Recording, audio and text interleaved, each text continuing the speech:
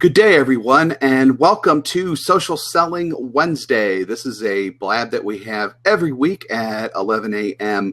Eastern, 8 a.m. Pacific, whatever that is in your corner of the world. We talk about social selling issues as well as LinkedIn, Twitter, and anything else that comes up during our conversation, which ends up being quite a bit of stuff usually, actually. My name is Bob Woods. I'm a LinkedIn and social selling coach, trainer, speaker, consultant, author, writer, all the other things that people like us normally claim. I'm also a social business strategist with People Links, which activates social selling with individualized guidance for sales reps, with the result being quality leads, faster sales cycle, and a higher closer rate, all of which is measurable through a CRM solution. I'm also a coach and trainer at Social Sales GPS, a soon-to-launch platform for everyone else out there who wants to learn how to do social sales. We provide coaching and training in that regard. Ted? So when do you sleep? When do I sleep? That's a good question. Especially lately. That's been a very good question. Yeah. Very good. Yeah. Oh, I'm Ted Prodromou. I'm author of Ultimate Guide to LinkedIn for Business, Ultimate Guide to Twitter for Business. I do social media strategy, online advertising, marketing funnels, and also I'm a coach at Social Sales GPS.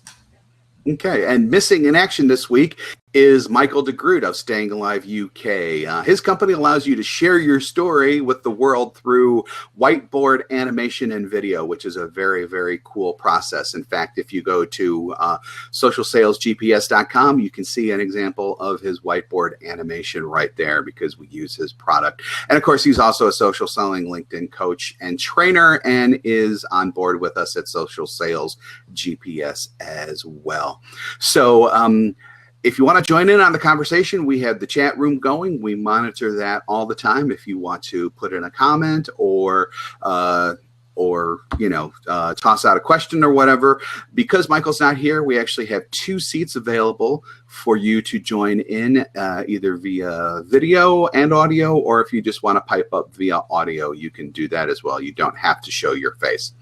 So with that in mind, we generally split up the show into two segments. First of all, first one is any changes that we've noticed in LinkedIn or Twitter or whatever, and it's usually LinkedIn. So we will do that. And then the second segment is the just one thing, as we call it. So that's when we draw upon our training, or if we've noticed a certain topic that we want to bring up, we will discuss that as well. So with that in mind, it's been a bad allergy morning, so I'm probably going to be coughing quite a bit. So, Ted, do you know? Have you noticed any changes this week? I haven't been. Bryn, who's joining the call right now, she said she noticed some changes in the inbox yesterday. Okay. But I haven't seen it on my account yet. Some subtle changes. Okay, that's interesting. So, so one of the things about LinkedIn is that when they do make changes, they don't do it all at once. It's kind of a gradual rollout, and it depends. I'm going to let Bryn in here really quick. Hey, guys. Bryn, how you doing? I'm so excited. Look, I got Bluetooth headset. Wow. I feel like really like I can move around. Yeah, you're not tethered. You are untethered and out of control. Like I totally overinvested in these, but that's okay. That's okay. Freedom is worth the price. Oh, right. There's no price to freedom. There is no right. You've also got kind of fluffy DNC hair too, it looks like.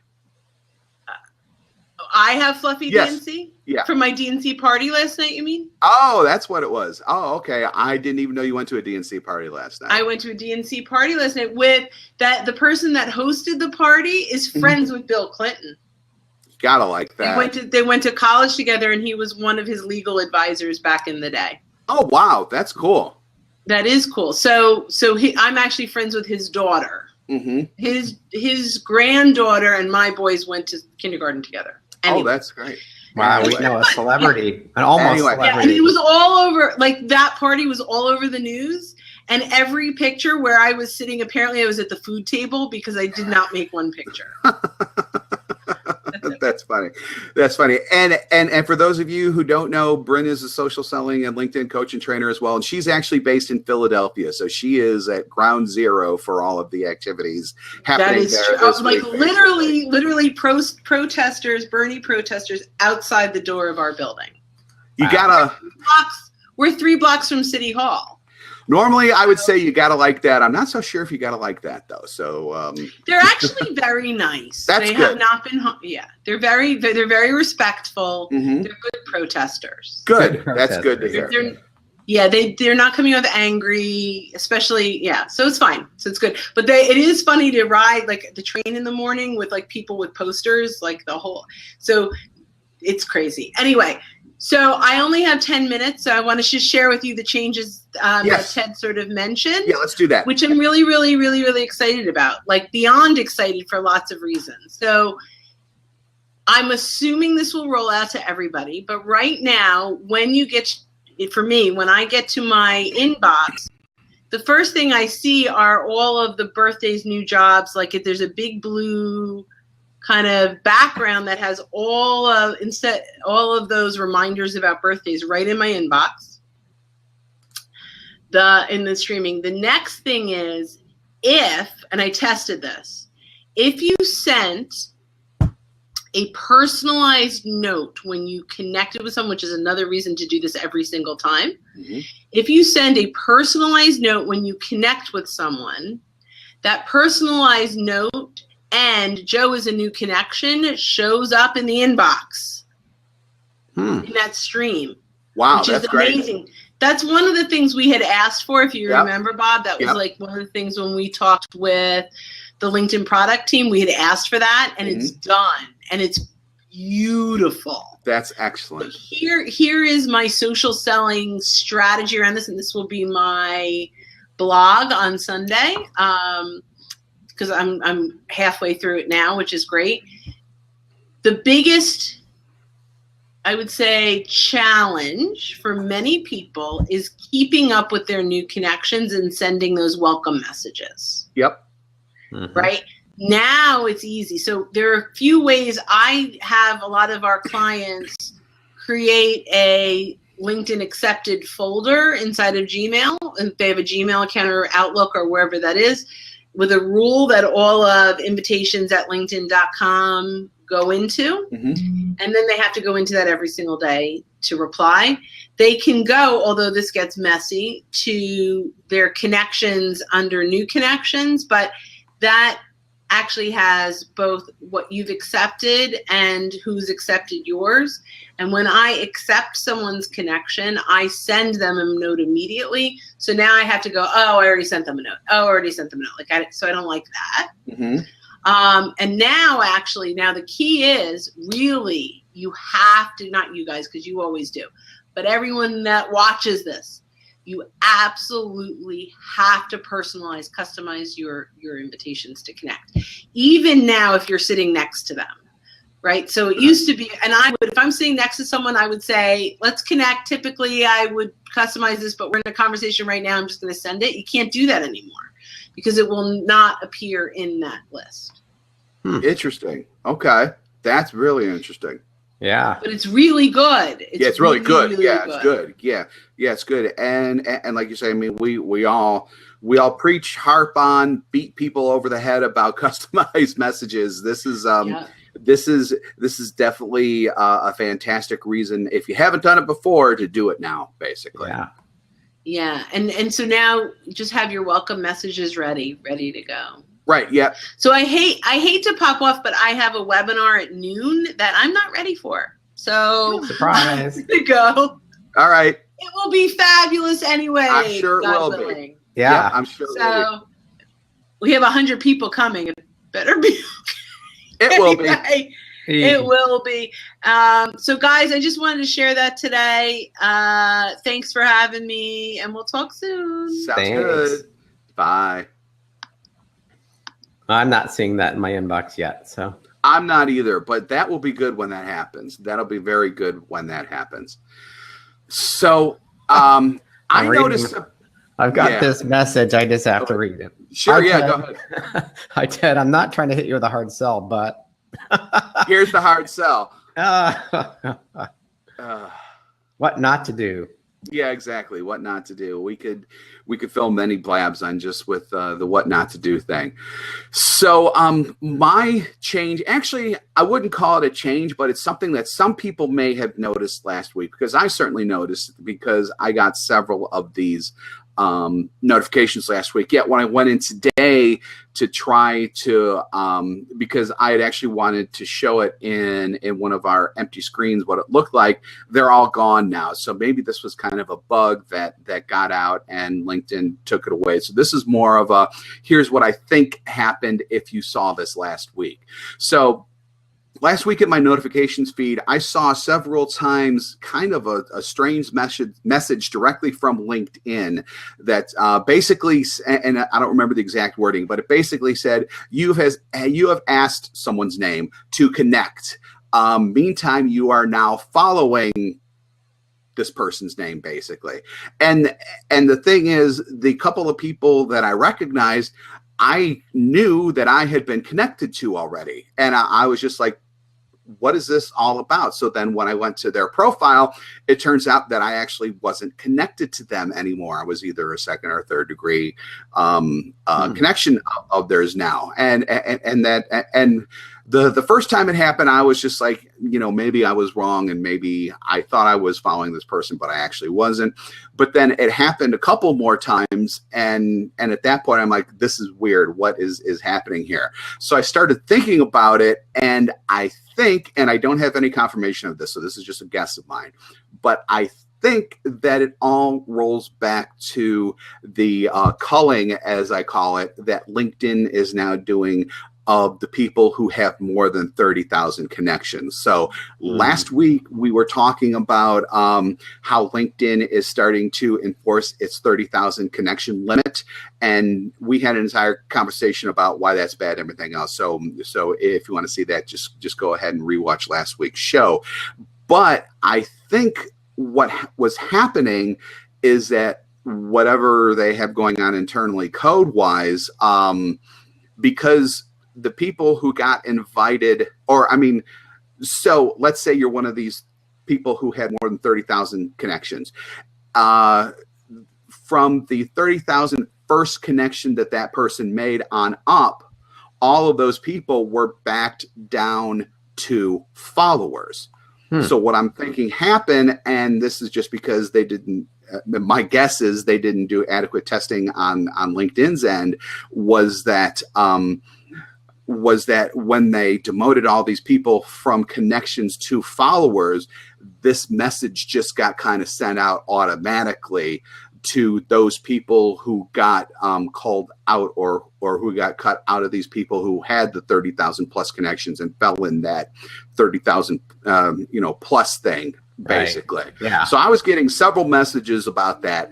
That is my guess about what happened. So if you got one of those messages last week, I believe that is the reason why it happened, is because for these particular connections, you were connected with this person after they got their 30K connections, and for whatever reason they just didn't think it through. And I bet that other people were getting these notices too, and they were all like, what's going on here? Especially because last week I've been kind of lax about inviting people lately. So I knew that I hadn't really invited a lot of people. And then when I went in to check my outstanding invites, none of these people were in my outgoing invite category too. So at first I honestly thought I was hacked. So I went through and I changed a bunch of passwords and everything else, and did all the things that you do when you think you're hacked. And then I got all that done. And then a day later, I got 2 more of these messages. And that's when, so when all that stuff, I wouldn't say for nothing, because it had been a long time since I had changed my password, and I should have done it anyhow. So that part wasn't a huge deal. But but yeah, so it turns out that I wasn't hacked, obviously, and I believe that that's the reason why these messages were going out last week. Now, that being said, I haven't gotten any since then, and the messages that I had from last week are no longer in my feed. So I think that someone finally said something to LinkedIn, and they did whatever techie magic that they do to get rid of it. So if you saw one of those messages, I'm pretty sure that that's why that happened, which is just weird. I'm so frustrated with this inbox. I get the way everything's lumped together. All your sent messages are in there. I know. I get 10 to 20 invitations a day, Mm-hmm. and my assistant goes in every day and sends them a welcome message, customizes one for them. Yep. So most of the messages I see are things that I've sent. So I gotta scroll and scroll and scroll, and then last week I hit a point I couldn't scroll further down to see more messages.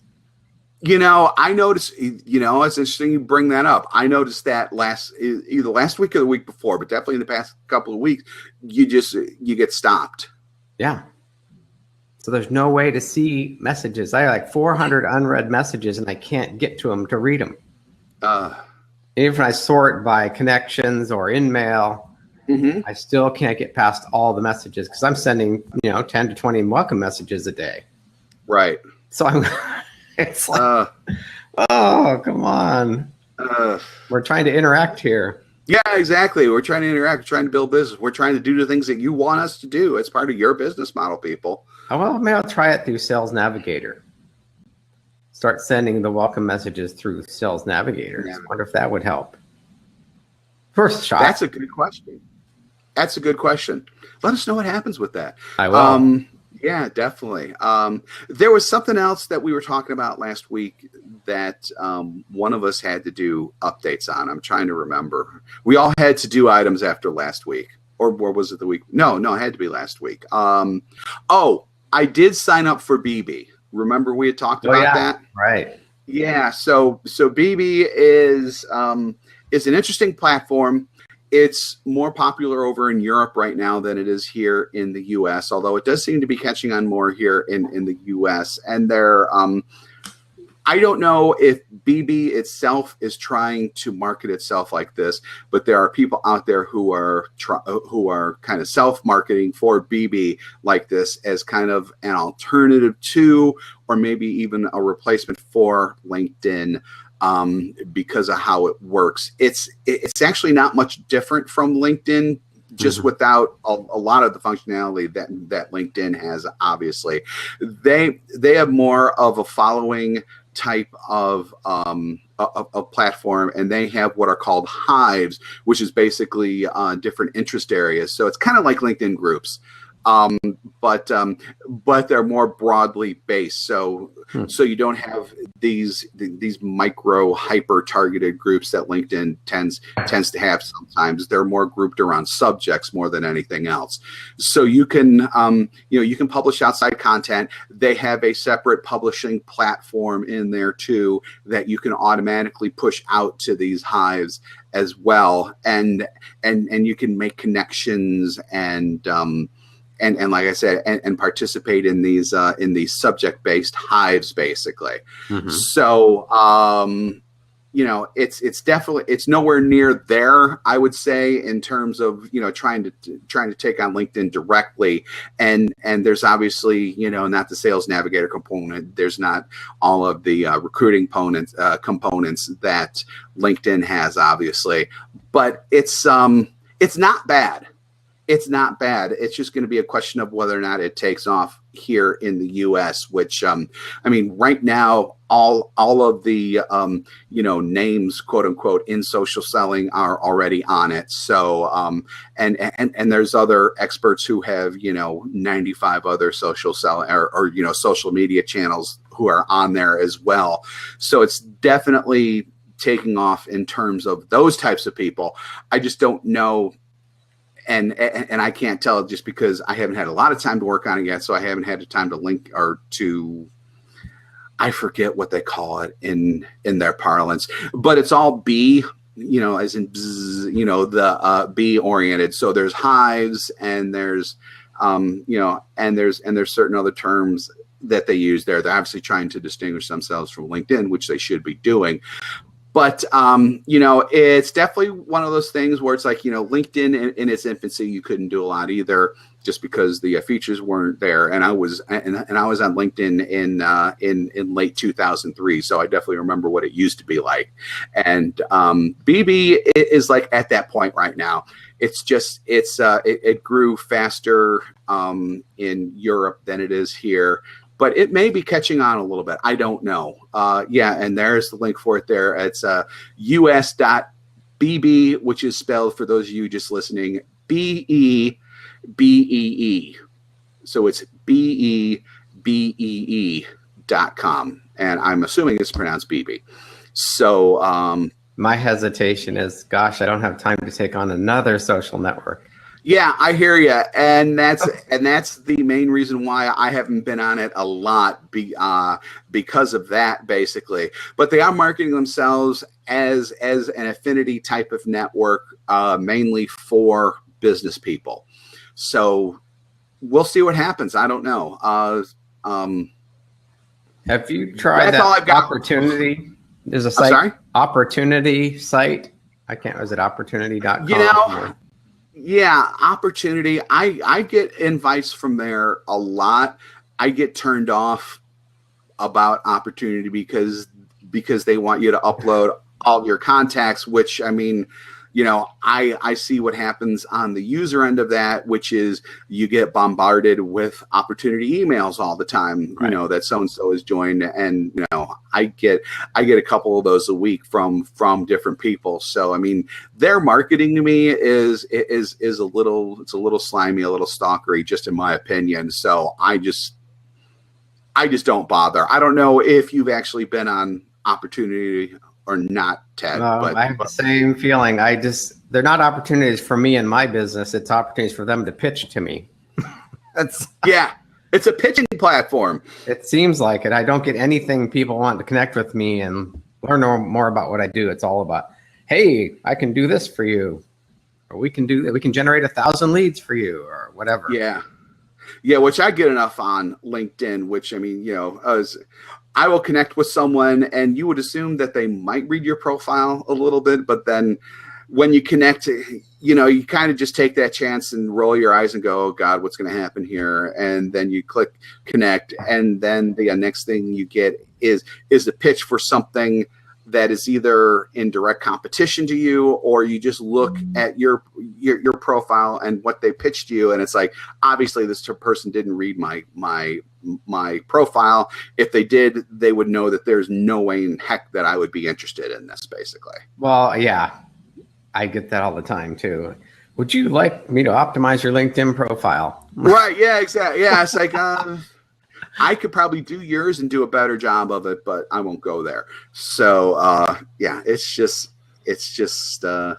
people are amazing sometimes. And I don't mean that in a good sense for this one. I connected with a web developer once, and she called me like a minute later, and she's trying to sell me LinkedIn consulting services. I said, I thought you did web development. She goes, oh, we do that, but we also do LinkedIn consulting. I said, well, did you read my profile? She said, oh yeah, we read your profile. It's great. We'd love to help you with your LinkedIn. I'm like, you clearly didn't read my profile. So then she goes, well, hold on a second. And she put her boss on the phone. Oh, and he starts trying to pitch me LinkedIn consulting services. So I said, look at my profile. That's what I do for a living. He goes, do you have any extra business you could refer to us? And then 2 weeks later, he called back with a follow-up call to see if I still had referrals for him.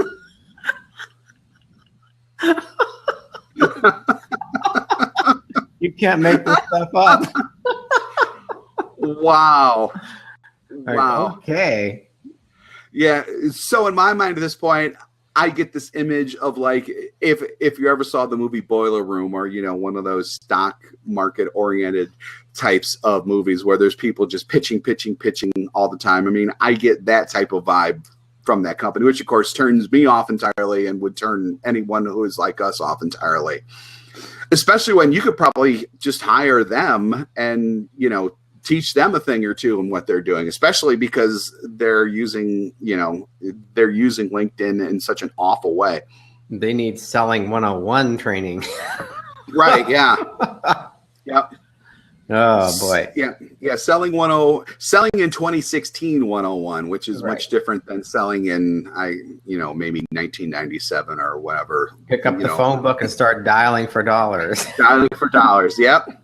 Here's your lead, son. Yep. Plunk. Go after them. Close 20 deals today. It's the phone book. Yeah. Make 100 calls and then make another 100 calls. Yeah.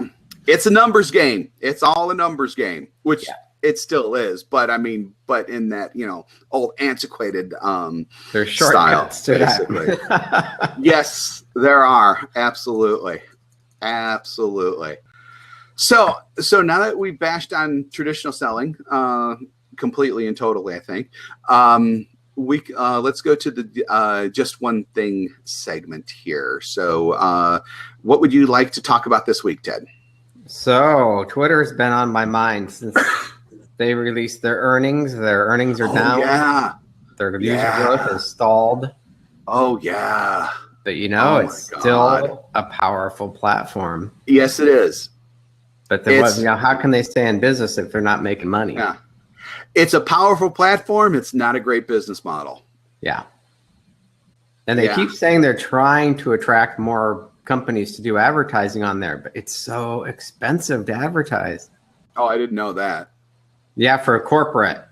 One time they called me when I was working for a software company, and they said, "Would you like to do a promoted post?" Like, oh, that sounds interesting. Yeah, get a specific hashtag and you promote it. I said, okay, how long is it stay? It's for 24 hours. You'll own that hashtag. Like, well, that sounds pretty good. Yeah. $25,000. What? Which, if you're a huge brand. If you're a huge brand, that's one thing. Generate millions of dollars, but we weren't a huge brand. We're selling high-end content management software, so. Oh. And was it a popular hashtag to start off with, or was it? Well, you get to pick which one you want. So if there's some big event going on, or if you want to do a trending topic that was related to your product, right? That actually turned into a bidding thing. So you could actually end up paying $50,000 for it for the day or more. Wow. Which could be huge. You could generate thousands of website visits. Right. For the right company, it could be really big as long as A, you have the money, B, you're big enough, and C, you have the right kind of website content to support what you're doing there, because otherwise you would use leads, and that's all marketing 101 type stuff. But like if you're Nike and you're selling basketball, Michael Jordan shoes or something. Yep. And it's huge. NBA finals, you tag that. That's huge. Yep. And it's a bargain too at that price. Right. So they got to find some middle ground there. They have the self-serve platform, but that gets pretty expensive too. Okay. So, you just have to come up with some way to make some money. And nobody wants to.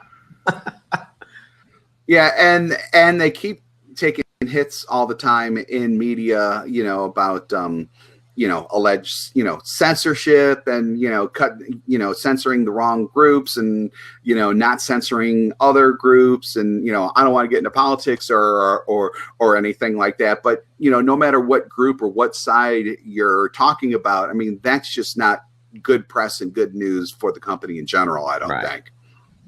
And Instagram and Snapchat are just exploding, they said. So that's good. Yeah. So why is Instagram different than Twitter? You get to write longer posts. Yep. Yeah.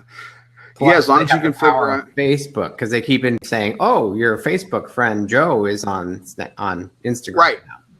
Yeah. I have noticed that. I have noticed that. So, and Snapchat, man, I just there are courses, and I keep saying one day I'm going to take them, but I haven't seen it, but I haven't had a chance to yet. But there are evidently ways to do B2B on Snapchat, and just it's funny you mentioned that. For like about the past week and a half or so, I've been Snapchatting back and forth with my 16-year-old niece, and 16-year-old niece, you can imagine, all of the inane stuff that goes back and forth between us. But every single time I do it, I'm just like, I don't get it.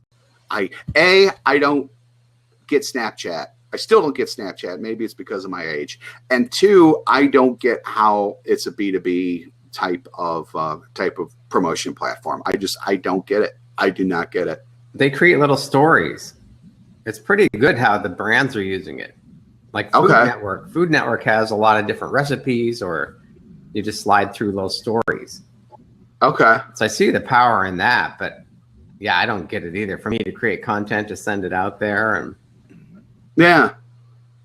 I mean, how do you attract followers unless you just get followers from the more traditional methods or whatever? I don't know. It's just consistency and getting your name out there. Joel Comm about 6 months ago said, I'm going to check out this Snapchat. Everybody's raving about it. Mm-hmm. And he's got like hundreds of thousands of followers now, just because he films himself almost all day long, just doing inane things. Like, I'm going for a walk, walking with Joel. And he does like 2 or 3 live broadcasts a day, and he ties it in with his Facebook Live. Now there's actually products you can buy. That I can see, tying in among certain social platforms, that I could potentially see. Yeah. It's kind of like a funneling thing, kind of like my Twitter to LinkedIn funneling strategy or channel strategy or whatever I called it. But yeah, that type of thing I can definitely see a little more. I just need to delve into it a little bit more and stop Snapchatting my niece with all of the skins you can put on your face and just like those types of face messages, things like that. I don't get it. I just don't get it. Yeah, just look at, you can see some brands. You can follow different brands. Okay. And see what they're doing. It's pretty powerful in that way. Okay. Yeah. But you've got to keep creating content and the whole other content creation. Yeah. That's the, I mean, just like with anything, even in social selling, it's a lot of it is about, creating content. At least in social selling, you can use other people's content and add value to it and start conversations that way. I think that's maybe one of the things that I'm kind of missing about the Snapchat thing. And that's just because I haven't experienced it in that regard yet. Yeah. So it's just my ignorance more than anything else. But one of these days. Well, it seems like the landscape is shifting because it LinkedIn is like stalled. I don't know if it's still growing fast. Stalled. Yep. Yahoo's going away. Yeah. Yahoo. Snapchat's coming on, Instagram's coming on, Facebook's dominating. Yeah, Facebook is still dominating. Google Plus is who knows what happened to that. Nothing ever really got started with that. In fact, I just in my buffer posts and promotions, I just recently removed Google Plus. I'm actually not going to do anything with my Facebook just personal page anymore. I'm just pushing stuff out now via LinkedIn and Twitter, and that's it anymore. Yeah. At least in terms of what you can do with a buffer. Buffer does have a Pinterest and Instagram channel that you can push out to. Maybe I'll look at those sometime. But yeah, Facebook just isn't that. I mean, who knows about Facebook? Which actually gets in to my thing that I want to talk about, and that's being creepy in social selling. And it's actually all based on this. It's something that I downloaded from HubSpot, which HubSpot is just fantastic content. I mean, they're fantastic, just great. So they recently did this report. Is social selling creepy?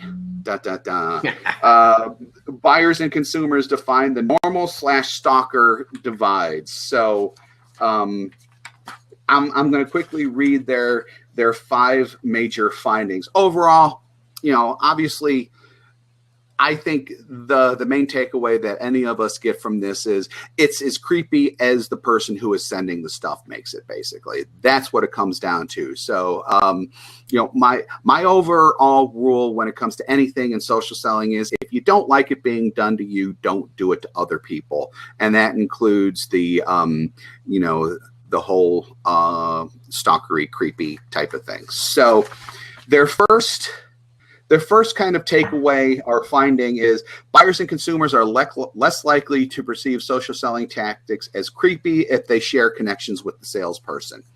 That one's pretty good, pretty obvious, and I definitely agree with that.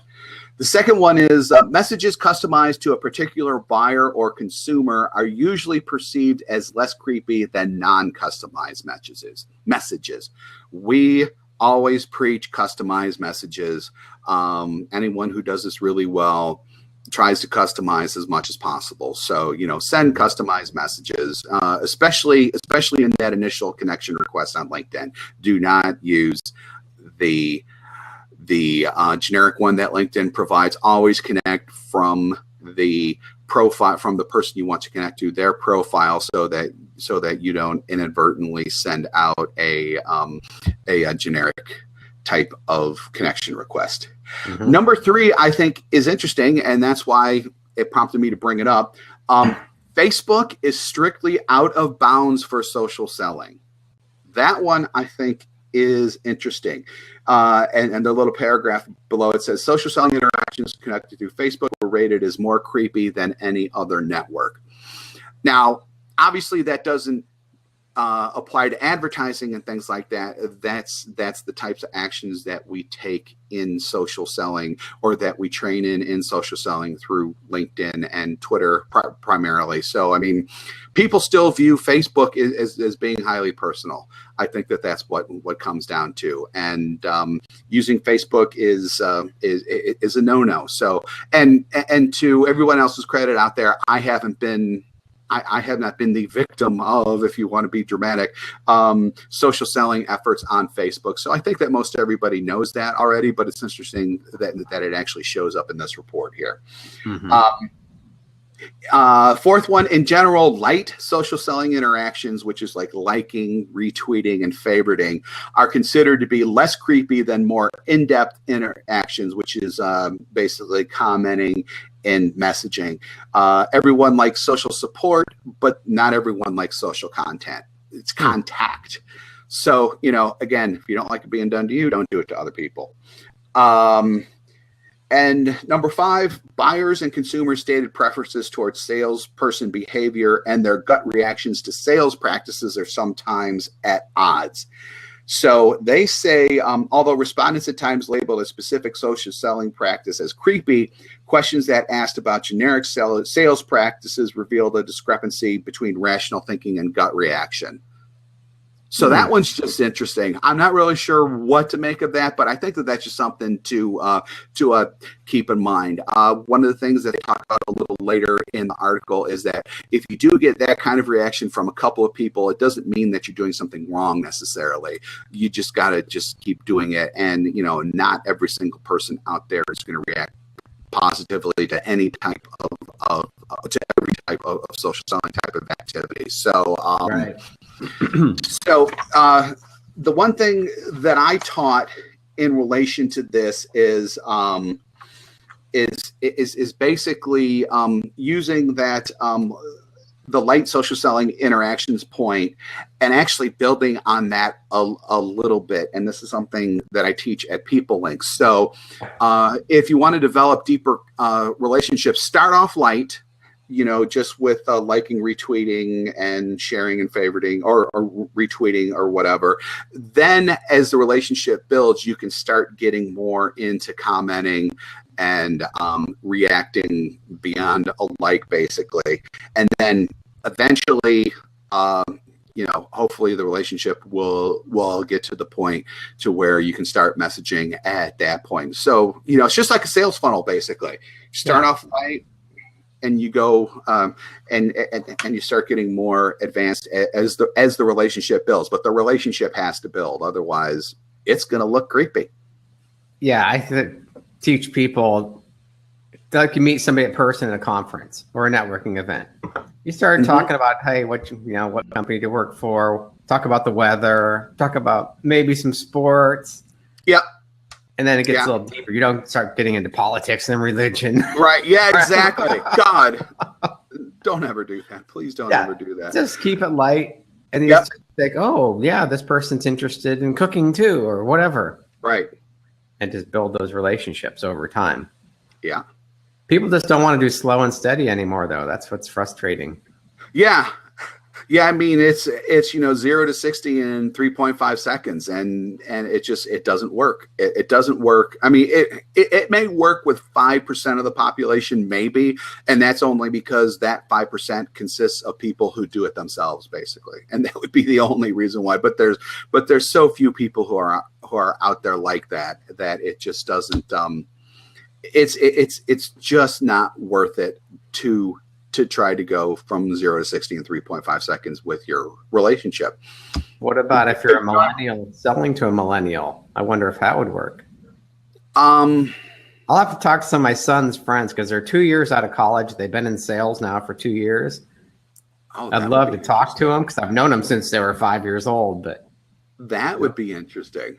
That would be a great interview. So, that actually reminds me of a story. I was at some type of presentation for millennials and just sales in general, and it was a lot of nothing talk, basically, just because there haven't really been. I don't know if there's been a lot of studies done in general about this, but it doesn't seem to me like there has been. So one of the things that the author gave away was this like little mini book about selling to millennials, but it was literally one of those little books that had like maybe 50 or 60 pages in it, and that's it. And my main takeaway from that is, okay, so you're telling me that you really don't know what it's like to sell to millennials, because if you did, the book would have been a heck of a lot bigger than this, and you wouldn't be giving it away at a conference, basically. Did you ever see that book, What Men Know About Women? It's at least like 4 inches thick. It's all blank pages. Same, yeah. And they sold millions of copies. And then they came out with the second edition and sold millions of copies. Oh, God. I wish I would have had that idea. Oh, that would have been so easy to make so much money. Oh, that's funny. That's funny. Okay, so very good. So it's 11:43. I think we're going to wrap things up. Thanks for joining us, whether you've been with us here live or if you're listening or watching this on a replay. Again, we're here every Wednesday at 11 a.m. Eastern, 8 a.m. Pacific. And for Ted and for the Missing in Action Michael, I'm Bob Woods, and have a great week, everyone. Thanks, everybody. Bye.